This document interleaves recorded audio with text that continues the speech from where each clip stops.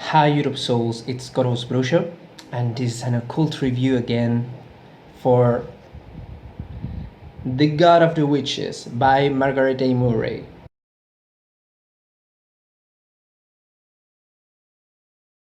And I believe that A stands for Alice, but I'm not sure actually. This is a very well-known book. It was published first in, I have to look for it. Okay, it was first published in 1931, and probably most of you have read this book and you don't need my opinion or my review at all, but I want to do it because this is what I do in my channel. What's this book all about? This book's supposed to be a historical research and anthropological research about according to Murray, old religion, structured religion that dates back to the Paleolithic period of human history, and how these old religion stayed structured and unchanged through different cultural backgrounds, including Christianity, to our days. With that premise, I was very excited to read The God of the Witches, even though I have heard that some of her data was mistaken or manipulated, we don't know. But yeah, I thought that it was interesting, isn't it? No. At all. Okay, let's start with the good things. The Nemeton enchantment for flying to the Sabbath of the Basque witches that I told in my video of Spanish Witchcraft 101, I found it first in this book, so it has been useful to some extent for my personal practice today and for my knowledge in general of historical witchcraft and witch lore. Okay, that's the only positive point. On the other hand, we have the negative parts. The biggest one, I would say, is the biased conclusions that she achieves. And I say achieve to save something because we like a better word. It's not an achievement to force a conclusion. So as I said, her conclusions are extremely biased in the way that she twists the proofs that she herself provides beyond the logic and beyond the proofs. So with different comparisons that are at least very lax and very confusing, she starts to establish a pattern between different religions and between Christianity itself, to compare to traits of all the religions and the Paleolithic religion in general. That's the first mistake. There's no one Paleolithic religion. There's a religion that it's at a very early stage, which means that different parts of the world, they resemble each other very much, quite much more than in older religions, starting with the Iron Age and onwards. But they are not equal religions at all throughout the world. It's not an old religion worldwide. First mistake.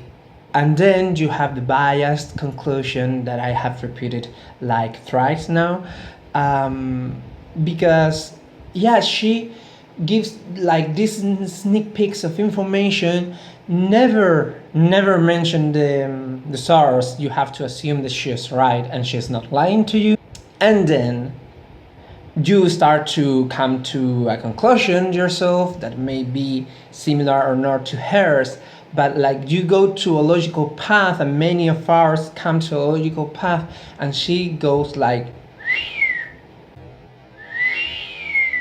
So that's a very negative point, because this is supposed to be historically and anthropologically accurate and serious, and it's not. Also, the conclusion is shady as fuck.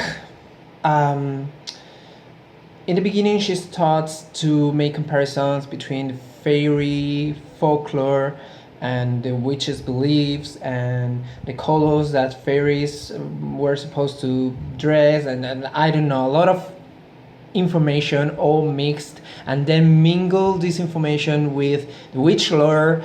And the problem that I have is that I don't know to which conclusion she comes to. And allow me to explain myself, please. She starts to describe the fairies as a surviving culture and religion that dates back to the Paleolithic period, as I said.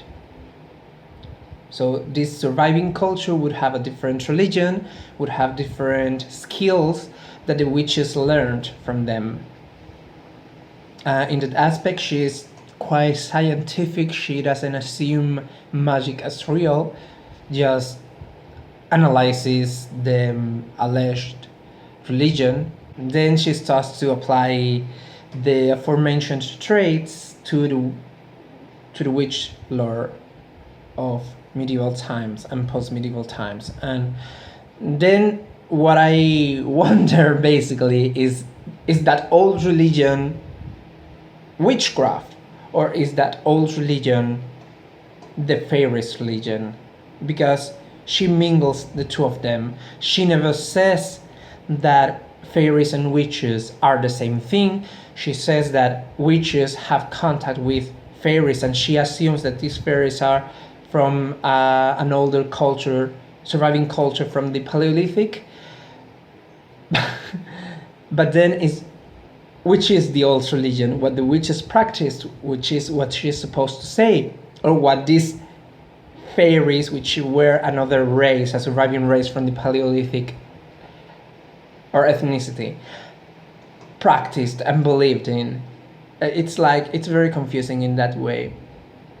If you read it like overseeing everything, it's not that confusing, but if you go deep in, as I did, it's confusing because she says both things in the same book. That the old religion is the fairies' religions, and that the old religion is the witches' religion that comes in contact with the fairies, and very confusing everything. Beside that, the book, to me, that I bought it in English to practice and improve my English, and it was a mistake. It's boring to me, it has a very slow pace, and the text is very disorganized. Very, very disorganized. Plus, I've read somewhere that some of the data is mistaken. So it's not only forced, the conclusions, but also comes from fake proof or false proof. So yeah, I got something good, one thing good, but the rest, to me, it's not good, and I'm not reading any other book by Margaret Murray. I have been recommended one, but I'm not into it right now. I'm with Jim McGarry, and I'm enjoying it quite more.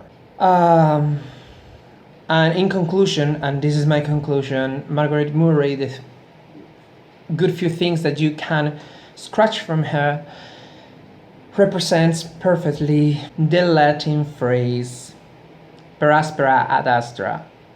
So, for those of you who have read the book, please tell me what you think in the comments below. If you agree or disagree with me, like if you like the video, dislike if not. And if you want to know more opinions and hear more reviews about occult books and occult material, please subscribe to keep updated.